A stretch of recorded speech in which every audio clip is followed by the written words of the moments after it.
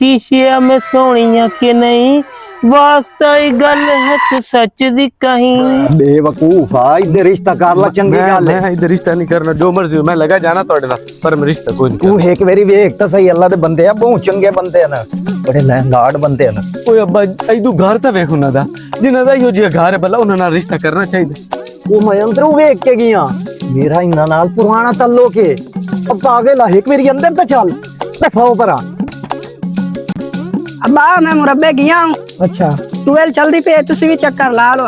चलो लेना चक्कर में इधर ही। अजा पता करे ना बाहर बुआ खड़ता खलोता तेरी बहन के रिश्ते वाले आवना है कि नहीं, हो तो नहीं आए खलोते। और अजो जी अब्बा जी और गल सुन, आंधी पई अब्बा जी। मैंने शीशे में जी अब्बू जी मेरे पुत्र मैनू लगता है वो तेरे रिश्ते वेखण वाले तेरे सामने आए खलोते ते तू हुण अंदर हो जा, ते जिसले मैं तेरे सदा ना अच्छा अब्बू जी चाल है कि मोड़ा ठीक है अब्बू जी। अरे जो गल सुन, जी अब्बू जी मंजी भी इतने पा चल भावना शामना नहीं है। ठीक है अब्बू जी।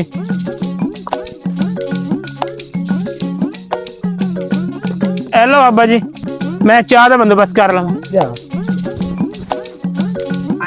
पियो बधाई। हाँ जी चाचा जी वादा है, आ जाओ जी। चलने ना आओ भाई चल। तुसी भी आओ।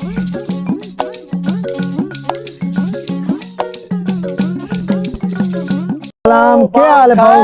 खैर खैर ठीक है, और अभी ऐसा ही है। आ मेरा पुत्र क्या हाल है? खैरियत है? अल्लाह तेरे नाल वादा कीता है ना, जी हाँ जी हाँ। या टाइम पे अपड़ आया। चलो दे तुसी दे। अच्छा मेरा बच्चा इथे बा है, सीधा आराम नाल बा है, बढ़िया। और मेरी इधर शादी करो। खादिम हुसैन को मसला है?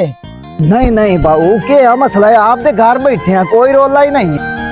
सुना वे मेहमान आ गए जेड़े आने हैं। बाजी बाजी भैया बहुत सुना। बहुत सुने ते तेरी बहन भी किसी काट तक कोई नहीं।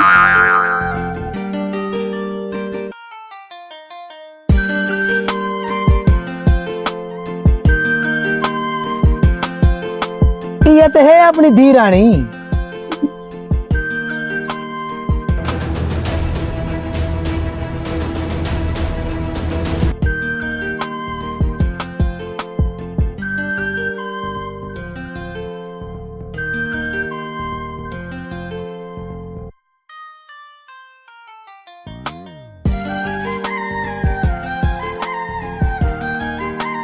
आजकल हालात तो तेरे सामने, मेरा तो दिल ये है कि मैं आप दे जींदियां आप दे दी चौ कपड़े पर ना